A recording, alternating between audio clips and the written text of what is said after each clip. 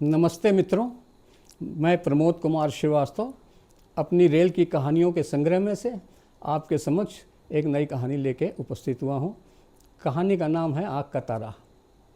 आँख का तारा मतलब घर में अगर किसी बच्चे को कोई ज़्यादा प्यार करता है तो कहते हैं कि बाबा की आँख का तारा है, दादी की आँख का प्यारा है, मम्मी की आँख का प्यारा है, ऐसे ही सब लोग कहते हैं।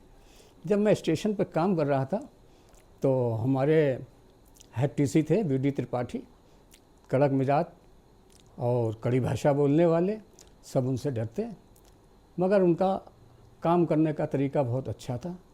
कोई भी परेशानी हो, कोई भी बात हो, वो हमेशा साथ में खड़े रहते थे।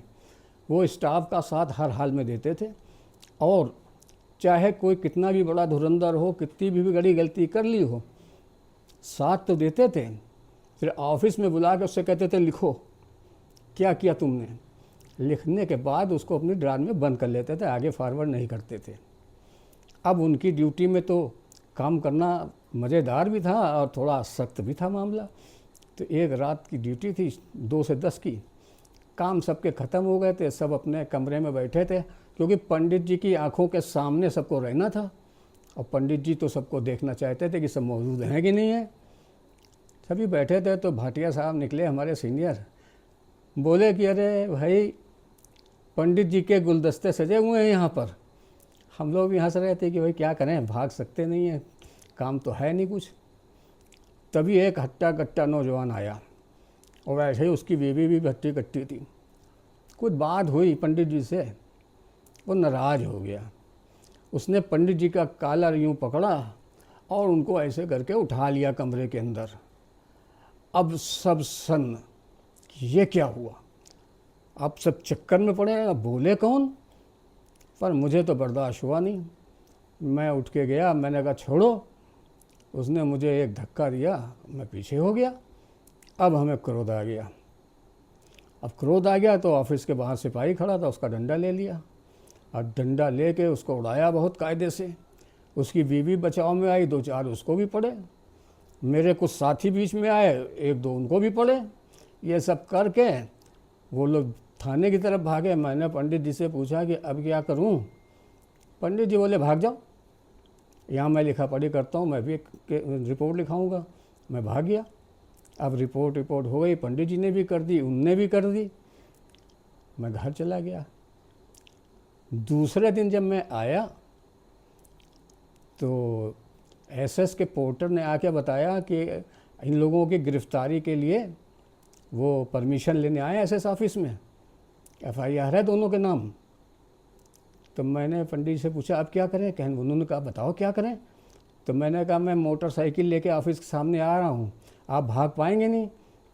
तो मैंने डॉग गेट से गाड़ी घुसेड़ी अपनी और सीधे ऑफिस के सामने ले आया। जब तक वो कार्रवाई हो रही थी, हमने कहा पंडित से बैठिए। पंडित जी बैठे और हम लोग सन्न से भागे प्लेटफार्म पे मोटरसाइकिल चलाते हुए। मुड़ने की गुंजाइश नहीं थी, आगे मीटर गेट से निकाला, अपने अपने घर चले गए। अब 3-4 दिन हो गया, ड्यूटी हो नहीं रही थी, न पंडित जी कर रहे थे न मैं कर रहा था। फिर एक दिन संदेशा आया कि पंडित जी ने बुलाया है। तो हमारे जब मैं घर से आता था तो स्टेशन के पास ही में पंडित जी का घर पड़ता था। पंडित जी मेरा इंतज़ार कर रहे थे, मुझे मिले, रोका, कहा सुनो, और एक 500 का नोट निकाला।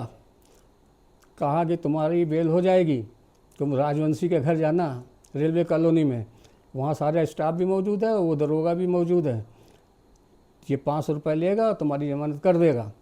तो मैंने कहा पंडित जी मैंने पूछ के तो मारा नहीं था आपसे, अपनी मर्ज़ी से मारा तो पैसे दे दूंगा, मैं कोई गरीब तो हूँ नहीं। तो कहने लगा नहीं फिर भी ले लो। मैंने कहा नहीं, आप बड़े आशीर्वाद दीजिए, बस बाकी मैं निपट लूँगा। खैर मैं वहाँ गया, सब लोग मौजूद थे। पंडित जी की तो जमानत जल्दी हो गई थी, वो बहुत सीनियर थे। हमारी इसलिए नहीं हुई क्योंकि मैं ज़रा यंग था, तो पैसा तो मुझे से निकाल सकते थे। वो वहाँ पहुँचा, वहाँ सब इंस्पेक्टर मिला यादव और स्टाफ वाले थे। तो मैंने उसको 500 रुपये दिए, उसने कागजी कार्रवाई की, काम ख़त्म हो गया। अब ड्यूटी हम लोग अपनी करने लगे। यहाँ तक तो साधारण मामला चल रहा था। फिर एक दिन क्या हुआ कि शाम को अक्सर जनपद में बैठता था, सारे दोस्तों के साथ महफिल थी, वहाँ बैठा हुआ था। वो लड़का और उसकी बीवी दोनों उधर से निकले वो ज़रा गर्मी में था, वो मुझसे भिड़ गया। उसने सोचा मैं तो बहुत तगड़ा हूँ। अचानक से 20-25 लड़के इकट्ठे हो गए। कहा क्या हुआ? तो वो समझ गया। उसका बाप जो था ब्रिगेडियर था और ससुर एसएसपी था, तो उसको गर्मी तो होना लाजमी थी। लेकिन लड़कों ने कहा सुनो, बड़ी मुसीबत में पड़ जाओगे भाई से झगड़ा करके। उसकी बीवी से भी कहा इसको समझाओ, इससे लड़के कोई फ़ायदा मिलने वाला नहीं है तुमको। वो भी समझ गई। फिर यहाँ से वो लोग चले गए। हम लोग इधर वापस आ गए। बात आई गई हो गई। कुछ दिन बाद सब इंस्पेक्टर ने बताया कि केस विड्रा कर लिया हम लोगों ने, केस ख़त्म हो गया। पंडित जी भी खुश, मैं भी खुश, स्टाफ वाले भी मौज मना रहे थे। अब पंडित जी की जो दृष्टि थी वो मेरे पर बहुत ज़्यादा हो गई। वो मेरा बहुत ध्यान देने लगे कि इसे कम से कम काम दो, परेशान ना हो, कूद ना करें। तो सब लोग कहने लगे कि भैया पीके तो पंडित जी की आँख का तारा है, इससे कुछ ना बोलो, ये काम करे चाहे ना करे, ये चाहे जो करे, ये तो पंडित जी की आँख का तारा है। इस प्रकार मेरी ये कहानी यहाँ समाप्त होती है। अगली कहानी लेके फिर आपके पास आऊँगा। यदि आपको कहानी पसंद आई हो तो लाइक करें, शेयर करें और सब्सक्राइब भी करें।